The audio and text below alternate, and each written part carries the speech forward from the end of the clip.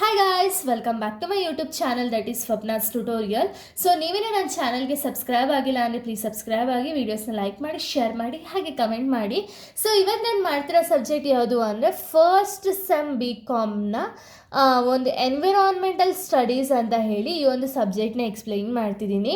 So ಇದು ಬಂದುಬಿಟ್ಟು completely SCP syllabus ಆಗಿದೆ. ಸೊ SCP ಸಿಲೆಬಸ್ನ ನ್ಯೂ ಟಾಪಿಕ್ಸ್ಗಳನ್ನ ನಾನು ಈ ಒಂದು ವೀಡಿಯೋದಲ್ಲಿ ಎಕ್ಸ್ಪ್ಲೈನ್ ಮಾಡ್ತಿರೋದು. ಓಕೆನಾ, ನಾನು ಪ್ರೀವಿಯಸ್ ವೀಡಿಯೋದಲ್ಲಿ ನೀವು ನೋಡೋದಾದರೆ ಒಂದ್ಸತಿ ಪ್ಲೇ ಲಿಸ್ಟ್ನ ನೋಡ್ಕೊಂಡು ಬನ್ನಿ, ಬಿಕಾಸ್ ಅಲ್ಲಿ ಆಲ್ರೆಡಿ ನಾನು ಫಸ್ಟ್ ಚಾಪ್ಟರ್ ಆ್ಯಂಡ್ ಚಾಪ್ಟರ್ 2ನ ಪಾರ್ಟ್ 1 ವೀಡಿಯೋ ಆಲ್ರೆಡಿ ಅಪ್ಲೋಡ್ ಮಾಡಿದ್ದೀನಿ. ಸೊ ಇದು ಬಂದುಬಿಟ್ಟು ಪಾರ್ಟ್ 2 ವೀಡಿಯೋ ಆಗಿದೆ. ಸೊ ಈ ಪಾರ್ಟ್ 2 ಅಲ್ಲಿ ನಾನು ಚಾಪ್ಟರ್ 2ನ ಎಕ್ಸ್ಪ್ಲೈನ್ ಮಾಡ್ತೀನಿ. ಆ ಚಾಪ್ಟರ್ 2 ಯಾವುದು ಅಂದರೆ ನ್ಯಾಚುರಲ್ ರಿಸೋರ್ಸಸ್ ಅಂತ ಹೇಳಿ. ಸೊ ಈ ಒಂದು ಚಾಪ್ಟರ್ನ ಎಕ್ಸ್ಪ್ಲೈನ್ ಮಾಡ್ತಿದ್ದೀನಿ. ಓಕೆನಾ, ಸೊ ಇಲ್ಲಿ ನ್ಯಾಚುರಲ್ ರಿಸೋರ್ಸಸಲ್ಲಿ ನಾನು ಪಾರ್ಟ್ 1ಅಲ್ಲಿ already meaning of natural resources ಮತ್ತು ನ್ಯಾಚುರಲ್ ರಿಸೋರ್ಸಸ್ ಕ್ಲಾಸಿಫಿಕೇಷನ್ನ ಹೇಳಿದ್ದೆ. ಸೊ ಈ ಒಂದು ವಿಡಿಯೋದಲ್ಲಿ ಇನ್ನು ಸ್ವಲ್ಪ ಟಾಪಿಕ್ಸ್ನ ನಾವು ಕವರ್ ಮಾಡ್ತಾ ಹೋಗೋಣ. ಓಕೆನಾ, ಸೊ ಈ ಒಂದು ವಿಡಿಯೋದಲ್ಲಿ ಫಸ್ಟ್ ಟಾಪಿಕ್ ಯಾವುದು ಅಂದರೆ types of lands used in India. ಯಾವ್ಯಾವ ಥರ ಲ್ಯಾಂಡ್ಗಳನ್ನ ನಾವು ಇಂಡಿಯಾದಲ್ಲಿ ಯೂಸ್ ಮಾಡ್ತೀವಿ ಅಂದರೆ ಫಸ್ಟ್ ಯಾವುದು ಅಂದರೆ forest area. So forest area ಅಂದರೆ ಏನು? According to national forest policy 1952, the reporting area of the forest must be 33.3% of total land.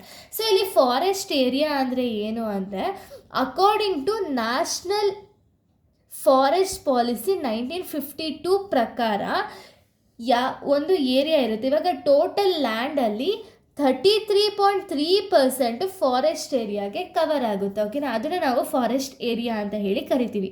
ಈ ಫಾರೆಸ್ಟ್ ಏರಿಯಾದಲ್ಲಿ ಹ್ಯೂಮನ್ ಆ್ಯಕ್ಟಿವಿಟೀಸ್ ಮಾಡೋಂಗಿಲ್ಲ, ಬರೀ ಅಲ್ಲಿ ಅನಿಮಲ್ಸ್ ಮಾತ್ರ ಇರುತ್ತೆ. ಓಕೆನಾ, ಸೊ ಇವಾಗಾದರೆ ಸ್ವಲ್ಪ ರಕ್ಷಣೆಗಳನ್ನೆಲ್ಲ ಜಾಸ್ತಿ ಮಾಡ್ತಿದ್ದಾರೆ. ಸೊ ಆ ಒಂದು ಫಾರೆಸ್ಟ್ ಏರಿಯಾ ಬಂದುಬಿಟ್ಟು ಟೋಟಲ್ ಲ್ಯಾಂಡ್ 33.3% ಇರುತ್ತೆ. ಓಕೆನಾ, ಫಾರೆಸ್ಟ್ ಯಾವಾಗಲೂ 33.3% ಆಫ್ ಟೋಟಲ್ ಲ್ಯಾಂಡ್ ಇರುತ್ತೆ. ನೆಕ್ಸ್ಟು ಸೆಕೆಂಡ್ ಪಾಯಿಂಟ್ ಯಾವುದು ಅಂದರೆ land not available for cultivation.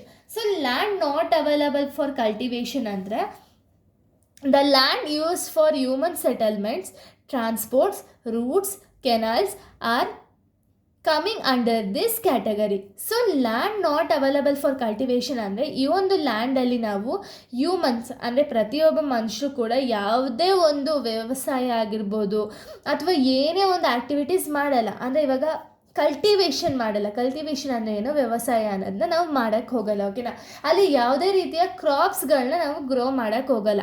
So ಈ ಒಂದು ಲ್ಯಾಂಡ್ ಯಾವ ರೀತಿ ಇರುತ್ತೆ ಅಂದರೆ ಟ್ರಾನ್ಸ್ಪೋರ್ಟ್ಗೆ ಯೂಸ್ ಆಗುತ್ತೆ. ಅಂದರೆ ರೋಡ್ಸು, ಕೆನಲ್ಸು ಇಂಥದ್ದೆಲ್ಲ ಅಲ್ಲಿ ಬಿಲ್ಡ್ ಮಾಡಿರ್ತಾರೆ. ಇವಾಗ ನಾವು ಎಕ್ಸಾಂಪಲ್ ನಾವು ನೋಡೋದಾದ್ರೆ ಇವಾಗ ರೋಡ್ ಮೇಲೆ ನೀವೇನಾದ್ರು ಬೆಳೆಯೋಕ್ಕಾಗುತ್ತಾ? ಇಲ್ಲ ಅಲ್ವಾ? ಸೊ ಟಾರ್ ರೋಡ್ ಆಗಿರೋ ರೀಸನಿಂದ ಅಲ್ಲಿ ನಾವು ಏನು ಕೂಡ ಬೆಳೆಯೋಕ್ಕಾಗಲ್ಲ. ಆ ಒಂದು ಲ್ಯಾಂಡ್ ಏನಿದೆ, ಇವಾಗ ಏನು ಒಂದು ರೋಡ್ ಮಾಡೋಕ್ಕೆ ಯೂಸ್ ಮಾಡಿರ್ತಾರಲ್ಲ ಲ್ಯಾಂಡು, ಇದನ್ನು ನಾವು ಏನಂತೀವಿ ಅಂದರೆ land not available for cultivation.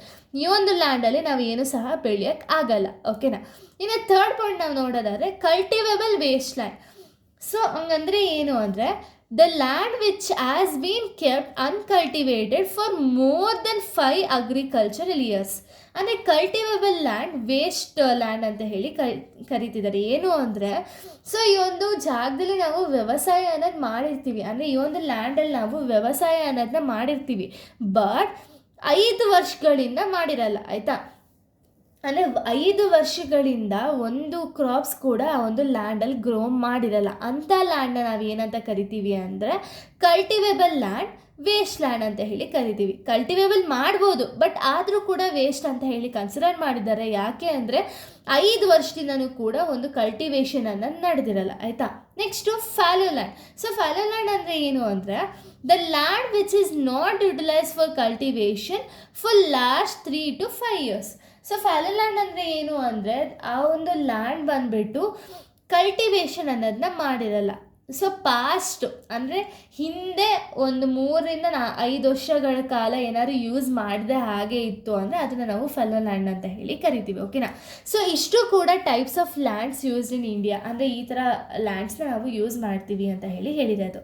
ಇನ್ನು ಮೇನ್ ನೆಕ್ಸ್ಟ್ ಟಾಪಿಕ್ ಏನು ಅಂದರೆ ಲ್ಯಾಂಡ್ ಡಿಗ್ರೇಡೇಷನ್. ಸೊ ನಾವು ಲ್ಯಾಂಡ್ ಡಿಗ್ರೇಡೇಷನ್ ಅಂದರೆ ಏನು ಫಸ್ಟು ತಿಳ್ಕೊಬೇಕಾಗುತ್ತೆ. ಆಯಿತಾ, ಲ್ಯಾಂಡ್ ಡಿಗ್ರೇಡೇಷನ್ ಅಂದರೆ ಏನು ಅಂದರೆ the loss of biological or economic productivity of land due to human activities or land use.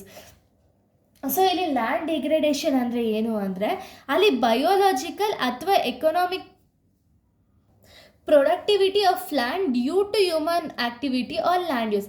So ಈ ಒಂದು ಲ್ಯಾಂಡ್ ಡಿಗ್ರೇಡೇಷನ್ ಅಂದರೆ ಏನು ಅಂದರೆ ಭೂಮಿ ಏನಾಗುತ್ತೆ ಅಂದರೆ ಅಲ್ಲಿ ಪ್ರೊಡಕ್ಟಿವಿಟಿ ಆಗಿರ್ಬೋದು, ಅಂದರೆ ಕಲ್ಟಿವೇಷನ್ ಆಗಿರ್ಬೋದು, ಇದನ್ನೆಲ್ಲ ಮಾಡೋಕ್ಕೆ ಆಗ್ತಿರಲ್ಲ. ಯಾಕೆ ಅಂದರೆ ಒಂದು ಹ್ಯೂಮನ್ ಆ್ಯಕ್ಟಿವಿಟಿಯಿಂದ, ಅಂದರೆ ಹ್ಯೂಮನ್ಸ್ ಏನೋ ಒಂದು ಆ್ಯಕ್ಟಿವಿಟಿ, ಎಕ್ಸಾಂಪಲ್ ಡಿಫಾರೆಸ್ಟ್ರೇಷನ್ ಆಗಿರ್ಬೋದು, ಇದನ್ನೆಲ್ಲ ಮಾಡೋದ್ರಿಂದ ಏನಾಗುತ್ತೆ ಅಂದರೆ ಲ್ಯಾಂಡ್ ಸ್ಟೆಬಿಲಿಟಿ ಏನಿದೆ, ಅಂದರೆ ಭೂಮಿಲಿರುವಂಥ ಒಂದು ಮಿನರಲ್ಸ್ ಏನಿದೆ ಅಥವಾ ಅಲ್ಲಿ ಏನಾದರೂ ನಾವು ಬೆಳಿತಿದ್ದೀವಿ ಅಂದರೆ, ಇವಾಗ ಭೂಮಿಲಿ ನಾವು ಯೂಶ್ವಲಿ ಏನಾದರೂ ಒಂದು ಹಾಕಿ ಬೆಳಿತಿರ್ತೀವಲ್ಲ, ರಾಗಿ ಆಗಿರ್ಬೋದು, ಅಕ್ಕಿ ಆಗಿರ್ಬೋದು, ಇದನ್ನೆಲ್ಲ ನಾವು ಬೆಳಿತಿರ್ತೀವಲ್ಲ, ಆ ಬೆಳಿತಿರುವಂಥ ಒಂದು ಲ್ಯಾಂಡ್ ಏನಾಗಿರುತ್ತೆ ಅಂದರೆ ಇವಾಗ ಮನುಷ್ಯರು ಮಾಡುವಂಥ ಒಂದು ಆ್ಯಕ್ಟಿವಿಟೀಸಿಂದ, ಎಕ್ಸಾಂಪಲ್ಲು ಡಿಫಾರೆಸ್ಟೇಷನು ಅಥವಾ ಒಂದು ವೇಸ್ಟ್ಗಳನ್ನ ಒಂದು ಭೂಮಿಗೆ ಹಾಕೋದಾಗಿರ್ಬೋದು, ಅದರಿಂದ ಏನಾಗುತ್ತೆ ಅಂದರೆ ಸಾಯಿಲ್ ಅದ್ರ ಫರ್ಟಿಲಿಟಿ ಅನ್ನೋದು ಕಡಿಮೆ ಆಗ್ತಾ ಹೋಗುತ್ತೆ.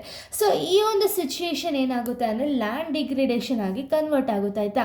ಅಲ್ಲಿ ಏನಾಗುತ್ತೆ ಅಂದರೆ ಆ ಒಂದು ಲ್ಯಾಂಡಲ್ಲಿ ಏನು ಪ್ರೊಡಕ್ಟಿವಿಟಿ ಅನ್ನೋದನ್ನ ನಾವು ಮಾಡೋಕ್ಕಾಗಲ್ಲ, ಅಥವಾ ಲ್ಯಾಂಡ್ ಯೂಸ್ ಅನ್ನೋದನ್ನ ನಾವು ಮಾಡೋಕ್ಕಾಗಲ್ಲ. ಸೊ ಅದನ್ನು ನಾವು ಲ್ಯಾಂಡ್ ಡಿಗ್ರೇಡೇಷನ್ ಅಂತ ಹೇಳಿ ಕರಿತೀವಿ. ಸೊ ಈಗ ಲ್ಯಾಂಡ್ ಡಿಗ್ರೇಡೇಷನ್ ಅಂದರೆ ಏನು ಅಂತ ಹೇಳಿ ತಿಳ್ಕೊಂಡಾಯಿತು. ಬಟ್ ಈ ಒಂದು ಲ್ಯಾಂಡ್ ಡಿಗ್ರೇಡೇಷನ್ ಯಾವ ರೀತಿ ಆಗುತ್ತೆ, ಏನೇನೆಲ್ಲ ಕಾಸಸ್ಸು ಲ್ಯಾಂಡ್ ಡಿಗ್ರೇಡೇಷನ್ ಆಗಬೇಕು ಅಂದರೆ ಏನೇನೆಲ್ಲ ಕಾಸಸ್ ಇದೆ ಅಂದರೆ, ಸೊ ನೋಡಿ, ಕಾಸಸ್ ಆಫ್ ಲ್ಯಾಂಡ್ ಡಿಗ್ರೇಡೇಷನ್ ಯಾವುದು ಅಂದರೆ ಡಿಫಾರೆಸ್ಟೇಷನ್ ಅಂದರೆ ಹ್ಯೂಮನ್ಸ್, ಅಂದರೆ ಮನುಷ್ಯರು ಏನು ಮಾಡ್ತಿದ್ದಾರೆ ಅಂದರೆ ಅವ್ರ ಆ್ಯಕ್ಟಿವಿಟೀಸ್ಗೋಸ್ಕರ, ಇವಾಗ ಎಕ್ಸಾಂಪಲ್ ಇವಾಗ ಪೇಪರ್, ಈ ಒಂದು ಪೇಪರ್ ಮಾಡಬೇಕು ಅಂತಲೇ ಅವರು ಒಂದು ಮರಗಳನ್ನೆಲ್ಲ ಕಟ್ ಮಾಡ್ತಾ ಹೋಗ್ತಾರೆ. ಹೌದು, ನೀವು ಕೇಳ್ಬೋದು ಇವಾಗ ಪೇಪರ್ ಅನ್ನೋದು ನೆಸೆಸರಿ ಇದ್ದೇ ಇರುತ್ತಲ್ಲ, ಅಂದರೆ ಬುಕ್ಸ್ ಅನ್ನೋದು ನೆಸೆಸರಿ ಇದ್ದೇ ಇರುತ್ತಲ್ಲ, ಅದಕ್ಕಾದ್ರೂ ಒಂದು ಮರನ ಕಟ್ ಮಾಡ್ಬೋದಲ್ಲ ಅಂತ ಹೇಳಿ. ಬಟ್ ಒಂದು ಪೇಪರ್ ನಾವು ತಯಾರು ಮಾಡಬೇಕು ಅಂದರೆ ಎಷ್ಟು ಕಷ್ಟ ಇದೆ ಅಂದರೆ, ಸೊ ಅದಕ್ಕೆ ನಾವೇನು ಮಾಡಬೇಕು ಅಂದರೆ ಇದನ್ನು ಮತ್ತೆ ರೀಸೈಕಲ್ ಮಾಡಿಬಿಟ್ಟು ಯೂಸ್ ಮಾಡಬೇಕು. ಅದು ಬಿಟ್ಟು ಎಲ್ಲ ಮರಗಳನ್ನೆಲ್ಲ ಕಟ್ ಮಾಡ್ತಾ ಬಂದರೆ ಅಲ್ಲೇನಾಗುತ್ತೆ ಅಂದರೆ ಸಾಯಿಲ್ ಫರ್ಟಿಲಿಟಿ ಅನ್ನೋದು ಕಡಿಮೆ ಆಗ್ತಾ ಹೋಗುತ್ತೆ, ಓಕೆನಾ. ಸೊ ಇದು ಒಂದು cause for the land degradation ಆಗ್ತಿದೆ ಅಂದ ತಕ್ಷಣ ಇದು ಒಂದು ಕಾಸ್ ಆಗಿರುತ್ತೆ, ಅಂದರೆ ಡಿಫಾರೆಸ್ಟೇಷನ್ ಅನ್ನೋದು ಒಂದು ಕಾಸ್ ಆಗಿರುತ್ತೆ. Next agricultural practices. ಈಗ ಅಗ್ರಿಕಲ್ಚರಲ್ ಪ್ರಾಕ್ಟೀಸಸ್ ಅಂದರೆ ಏನು ಅಂದರೆ ಇವಾಗ ಒಬ್ಬ ಮನುಷ್ಯ, ಇವಾಗ ರೈತರು ಏನು ಮಾಡ್ತಾರೆ ಅಂದರೆ ಬೆಳೆ ಎಲ್ಲ ಬೆಳೀತಾರೆ, ಬಟ್ ಆ ಒಂದು ಬೆಳೆ ಬೆಳಿಬೇಕಾದ್ರೆ ಅವ್ರೇನು ಮಾಡ್ತಾರೆ ಅಂದರೆ ಕೆಮಿಕಲ್ಸ್ನೆಲ್ಲ ಯೂಸ್ ಮಾಡ್ತಾರಲ್ವಾ. ಸೊ ಕೆಮಿಕಲ್ಸ್ನ ಯೂಸ್ ಮಾಡೋದು ರೀಸನಿಂದನೂ ಕೂಡ ಲ್ಯಾಂಡ್ ಡಿಗ್ರೇಡೇಷನ್ ಆಗುತ್ತೆ. ಅಂದರೆ ಸಾಯಿಲಲ್ಲಿರುವಂಥ ಒಂದು ಫರ್ಟಿಲಿಟಿ ಏನಿದೆ ಅದು ಕಡಿಮೆ ಆಗ್ತಾ ಹೋಗುತ್ತೆ. ಯಾಕೆ ಅಂದರೆ ಇವಾಗ ಕೆಮಿಕಲ್ಸು ಯಾವುದೇದೋ ಕೆಮಿಕಲ್ಸ್ ಯೂಸ್ ಮಾಡ್ತಾರೆ. ಸೊ ಅದರಿಂದ ಏನಾಗುತ್ತೆ ಅಂದರೆ ಸಾಯಿಲ್ ಅದು ಫರ್ಟಿಲಿಟಿ ಅನ್ನೋದನ್ನ ಯೂಸ್ ಮಾಡಿಕೊಂಡು ಲ್ಯಾಂಡ್ ಡಿಗ್ರೇಡೇಷನ್ ಆಗಿ ಕನ್ವರ್ಟ್ ಆಗುತ್ತೆ, ಆಯಿತಾ. ನೆಕ್ಸ್ಟು ಓವರ್ ಗ್ರೇಸಿಂಗ್ ಅಂದರೆ ಏನು, ಇವಾಗ ಹಸುಗಳನ್ನಾಗಿರ್ಬೋದು ಅಥವಾ ಎಮ್ಮೆಗಳನ್ನಾಗಿರ್ಬೋದು ಜಾಸ್ತಿ ಅದನ್ನು ಮೇಯಿಸ್ತಾನೆ ಇದ್ದರೆ ಏನಾಗುತ್ತೆ ಅಂದರೆ ಅದು ತಿಂತಾನೆ ಹೋಗುತ್ತೆ, ಅದು ಫುಲ್ ಊಟ ಕೂಡ ಮಾಡಲ್ಲ ಅಲ್ಲ. ಸೊ ಅಲ್ಲೇನಾಗುತ್ತೆ ಅಂದರೆ ಲ್ಯಾಂಡ್ ಡಿಗ್ರೇಡೇಷನ್ ಅನ್ನೋದಾಗುತ್ತೆ. ಓವರ್ ಗ್ರೇಸಿಂಗ್ ಮಾಡಿದ್ರೂ ಕೂಡ ಲ್ಯಾಂಡ್ ಡಿಗ್ರೇಡೇಷನ್ ಅನ್ನೋದಾಗುತ್ತೆ, ಆಯಿತಾ. ಸೊ ಅದಕ್ಕೆ ಏನು ಮಾಡಬೇಕು ಅಂದರೆ ಅಲ್ಲಿ ನಾವು ಈಗ ಅಂದರೆ ಓವರ್ ಗ್ರೇಸ್ ಮಾಡ್ತಿದ್ದೀವಿ ಅಂದರೆ ಅದನ್ನ ಮಾನಿಟರಿಂಗ್ ಮಾಡಿಕೊಂಡು ಓವರ್ ಗ್ರೇಸಿಂಗ್ ಅನ್ನೋದನ್ನ ಮಾಡಬೇಕಾಯ್ತಾ. ಸೊ ಅವಾಗ ಏನಾಗುತ್ತೆ ಅಂದರೆ ಲ್ಯಾಂಡ್ ಡಿಗ್ರೇಡೇಷನ್ ಅನ್ನೋದು ಕಡಿಮೆ ಆಗುತ್ತಾ ಹೋಗುತ್ತೆ. ನೆಕ್ಸ್ಟ್ ಅರ್ಬನೈಸಿಂಗ್ ಅಂದರೆ ಏನು, ಇವಾಗ ಇಂಡಸ್ಟ್ರಿಯಲೈಸೇಷನ್ ಆ್ಯಂಡ್ ಅರ್ಬನೈಸೇಷನ್ ಎರಡೂ ಕೂಡ ಒಂದೇ ಆಗುತ್ತೆ. ಸೊ ಇಲ್ಲಿ ಇಂಡಸ್ಟ್ರಿಯಲೈಸೇಷನ್ ಆ್ಯಂಡ್ ಅರ್ಬನೈಸೇಷನ್ ಅನ್ನೋದು ಎರಡೂ ಕೂಡ ಸಿಮಿಲರ್ ಆಗುತ್ತೆ. ಏನಕ್ಕೆ ಅಂದರೆ ಇವಾಗ ನಾವೇನು ಮಾಡ್ತಿದ್ದೀವಿ ಅಂದರೆ ಒಂದು ರೋಡ್ ಆಗಿರ್ಬೋದು ಅಥವಾ ಇಂಡಸ್ಟ್ರೀಸ್ ಡೆವಲಪ್ಮೆಂಟ್ ಮಾಡೋದಕ್ಕಾಗಿರ್ಬೋದು ಅದಕ್ಕೆ ತುಂಬ ಮರಗಳನ್ನೆಲ್ಲ ಕಟ್ ಮಾಡ್ತಾ ಹೋಗ್ತಿದ್ದೀವಲ್ಲ. ಸೊ ಇದು ಕೂಡ ಒಂದು ಕಾಸ್ ಆಫ್ ಲ್ಯಾಂಡ್ ಡಿಗ್ರೇಡೇಷನ್ ಆಗಿದೆ. ನೆಕ್ಸ್ಟು ಓವರ್ ಇರಿಗೇಷನ್ ಅಂದರೆ ಇವಾಗ ಎಲ್ಲರೂ ಏನು ಮಾಡ್ತಿದ್ದಾರೆ ಅಂದರೆ ಒಂದು ಕ್ರಾಪ್ ಬೆಳಿಬೇಕು ಅಂದರೆ ವಾಟರ್ ಬೇಕೇ ಬೇಕು, ಅಂದರೆ ನೀರು ಬೇಕೇ ಬೇಕಲ್ವ. ಸೊ ಆ ನೀರನ್ನೇ ಭೂಮಿಗೆ ಜಾಸ್ತಿ ಹಾಕಿದ್ರೂ ಕೂಡ ಅದು ಕೂಡ ಒಂದು ಕನ್ವರ್ಟ್ ಆಗಿ ಲ್ಯಾಂಡ್ ಡಿಗ್ರೇಡೇಷನ್ ಅನ್ನೋದು ಕಾಸ್ ಆಗ್ತಾ ಹೋಗುತ್ತೆ. ಸೊ ಇವಾಗ ಕಾಸಸ್ನ ನಾವು ನೋಡಿದಾಯಿತು, ಲ್ಯಾಂಡ್ ಡಿಗ್ರೇಡೇಷನ್ ಯಾವುದಕ್ಕಾಗುತ್ತೆ ಅಂತ. ಅದಕ್ಕೆ ಕಂಟ್ರೋಲ್ ಮೆಷರ್ಸ್ ಯಾವುದೆಲ್ಲ ಇದೆ ಅಂದರೆ ಪ್ರಾಪರ್ ಡಿಸ್ಪೋಸಲ್ ಆಫ್ ವೇಸ್ಟ್. ಅಂದರೆ ಇವಾಗ ಕಂಟ್ರೋಲ್ ಮಾಡಬೇಕು ಒಂದು ಲ್ಯಾಂಡ್ ಡಿಗ್ರೇಡೇಷನ್ ಅನ್ನೋದನ್ನ. ಲ್ಯಾಂಡ್ ಡಿಗ್ರೇಡೇಷನ್ ಆಲ್ರೆಡಿ ಆಗಿದೆ ಅಂದರೆ ನಾವು ಯಾವ್ಯಾವ ರೀತಿ ನಾವು ಅದನ್ನು ಕಂಟ್ರೋಲ್ ಮಾಡ್ಬೋದು ಅಂದರೆ ಪ್ರಾಪರ್ ಡಿಸ್ಪೋಸಲ್ ಆಫ್ ವೇಸ್ಟ್. ನಾವು ವೇಸ್ಟ್ನ ಯಾವಾಗಲೂ ಕೂಡ ಅಲ್ಲಿ ಇಲ್ಲಿ ಬಿಸಾಕೋ ಬದಲು ನೀಟಾಗಿ ಅದನ್ನು ಡಿಸ್ಪೋಸಲ್ ಯಾವ ರೀತಿ ಮಾಡಬೇಕು ಅಂತ ಹೇಳಿ ತಿಳ್ಕೊಂಡು ಆ ರೀತಿ ಡಿಸ್ಪೋಸಲ್ ಅನ್ನೋದನ್ನ ಮಾಡಿದ್ರೆ ಲ್ಯಾಂಡ್ ಡಿಗ್ರೇಡೇಷನ್ ಅನ್ನೋದು ಕಡಿಮೆ ಆಗುತ್ತೆ. Next over grazing with monitor. So ಇವಾಗ ಓವರ್ ಗ್ರೇಸಿಂಗ್ ಅನ್ನೋದನ್ನ ಎಲ್ಲರಿಗೂ ಕೂಡ ಊಟ ಅನ್ನೋದು ಬೇಕೇ ಬೇಕಲ್ವಾ. ಸೊ ಓವರ್ ಗ್ರೇಸಿಂಗ್ ಮಾಡಿದ್ರು ಕೂಡ ಅಲ್ಲಿ ಮಾನಿಟರ್ ಮಾಡ್ಕೊಂಡು ಗ್ರೇಸಿಂಗ್ ಅನ್ನೋದನ್ನ ಮಾಡಿದ್ರೆ ಅಲ್ಲೂ ಕೂಡ ಲ್ಯಾಂಡ್ ಡಿಗ್ರೇಡೇಷನ್ ಪ್ರಾಬ್ಲಮ್ ಅನ್ನೋದು ಕಡಿಮೆ ಆಗುತ್ತೆ. Next avoiding mining activities. So mining activities ತುಂಬ ಮಾಡ್ತಾನೇ ಇದ್ರು, ಅವಾಗ ಏನಾಗುತ್ತೆ ಅಂದರೆ ಲ್ಯಾಂಡ್ ಅದರ ಫರ್ಟಿಲಿಟಿ ಅನ್ನೋದು ಕಡಿಮೆ ಆಗ್ತಾ ಹೋಗುತ್ತೆ. ಸೊ ಆ ಒಂದು ಮೈನಿಂಗ್ ಆ್ಯಕ್ಟಿವಿಟೀಸ್ನು ಕೂಡ ಕಡಿಮೆ ಮಾಡಿಕೊಂಡ್ರೆ ಏನಾಗುತ್ತೆ ಅಂದರೆ ಲ್ಯಾಂಡ್ ಡಿಗ್ರೇಡೇಷನ್ ಅನ್ನೋದು ಕಾಸ್ ಆಗಲ್ಲ. ಓಕೆನಾ. ಸೊ ಇದು ಕಂಪ್ಲೀಟ್ ಟಾಪಿಕ್ ಬಂದುಬಿಟ್ಟು ಲ್ಯಾಂಡ್ ಡಿಗ್ರೇಡೇಷನ್ ಬಗ್ಗೆ ಆಗಿದೆ. ಸೊ ನಾನು ನೆಕ್ಸ್ಟ್ ವೀಡಿಯೋದಲ್ಲಿ ನಾನು ಬೇರೆ ಒಂದು ಟಾಪಿಕ್ನ ಎಕ್ಸ್ಪ್ಲೈನ್ ಮಾಡ್ತೀನಿ. So thank you guys, thanks for watching.